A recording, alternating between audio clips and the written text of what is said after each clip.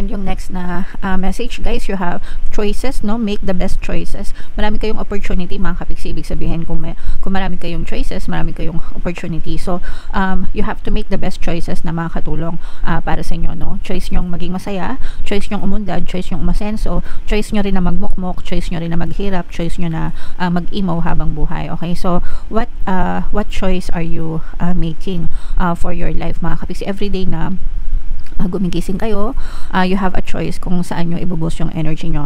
So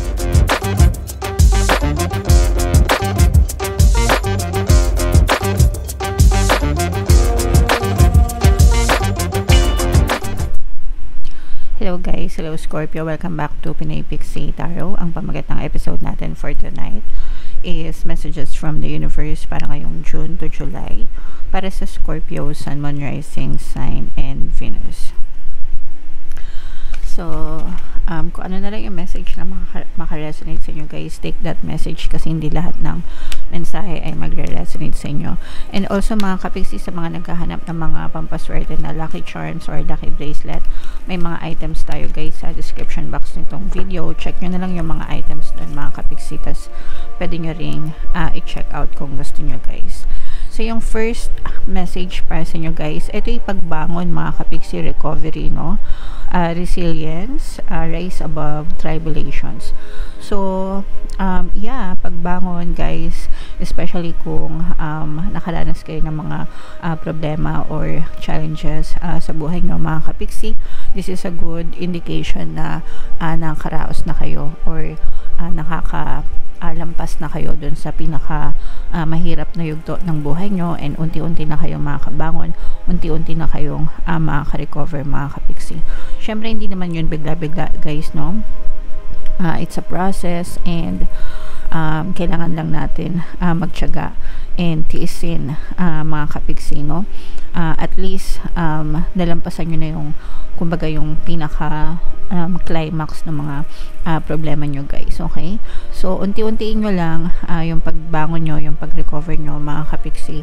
Kailangan magkaroon ng acceptance, ng forgiveness, and yeah, so kaya nyo yan guys.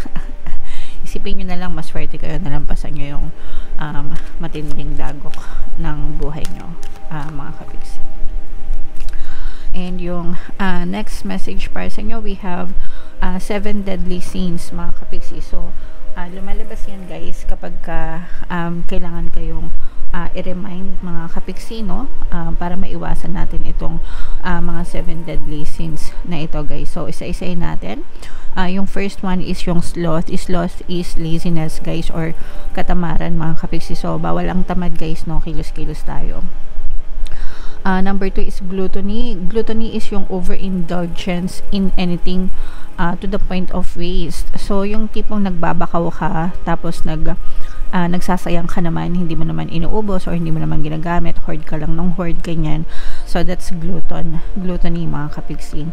Number 3 is lust. Lust is yung intense desire for physical and sexual gratification mga kapiksi. So ito yung mga ma-el sa Tagalog guys, no?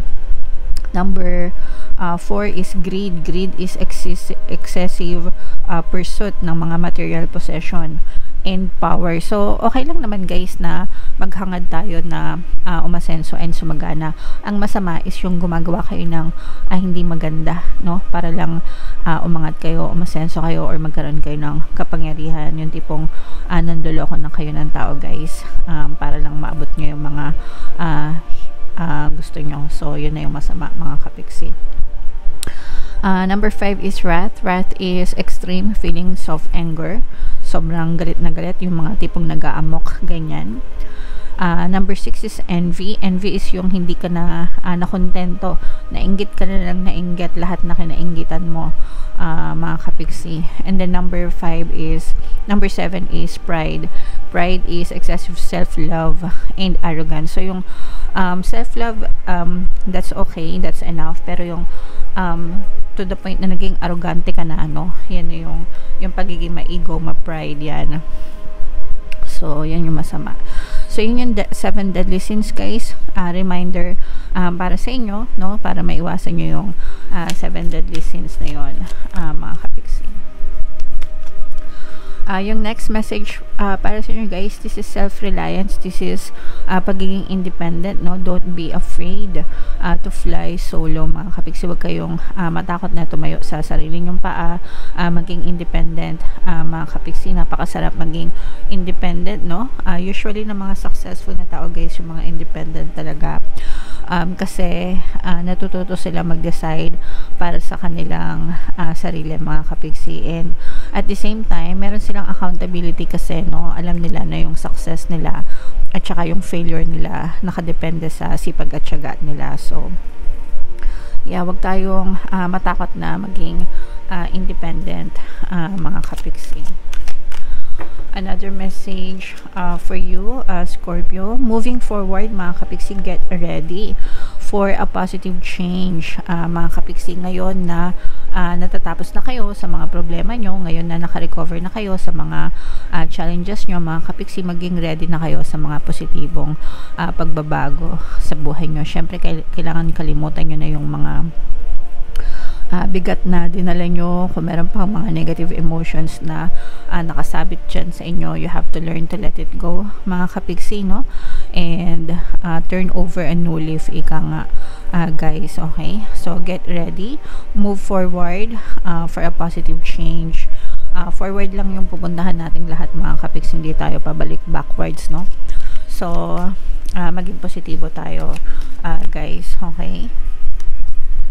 And yung next na message guys, you have choices, no? Make the best choices. Marami kayong opportunity, mga kapiksi. Ibig sabihin, kung marami kayong choices, marami kayong opportunity. So you have to make the best choices na makakatulong para sa inyo, no? Choice nyong maging masaya, choice nyong umunlad, choice nyong umasenso, choice nyo rin na magmukmok, choice nyo rin na maghirap, choice nyo na mag-emo habang buhay. Okay, so what choice are you making for your life, mga kapiksi? Everyday na gumigising kayo, you have a choice kung saan nyo ibubos yung energy nyo.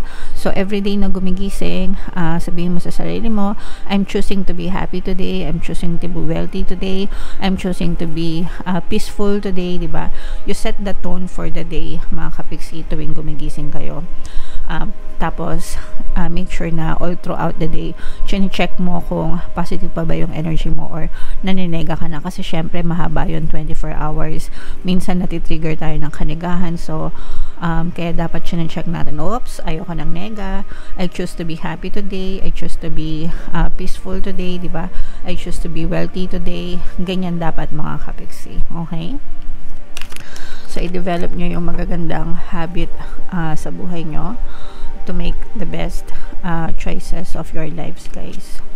And then yung next na message sa inyo, guys, this is Archangel Raphael. This is a reminder, mga kapiksi, na pag-ingatan natin yung ating kalusugan, guys, no?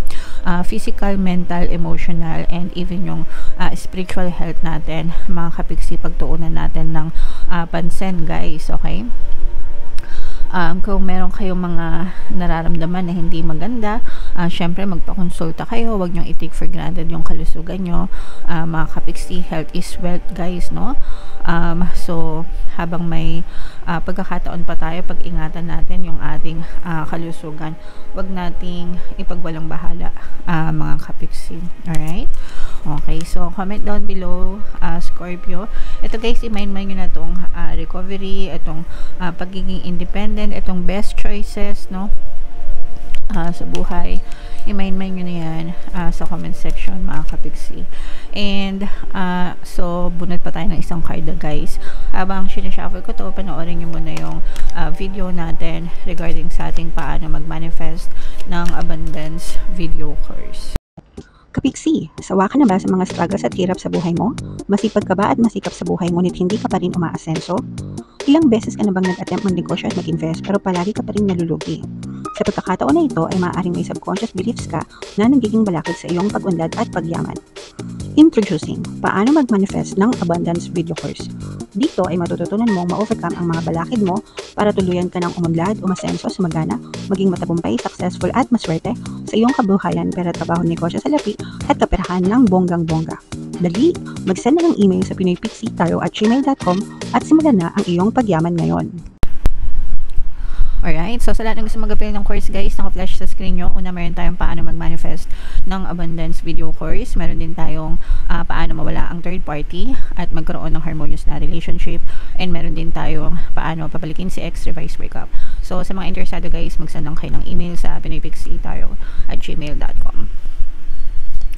So bunutin natin guys. Bunot tayo ng isang card.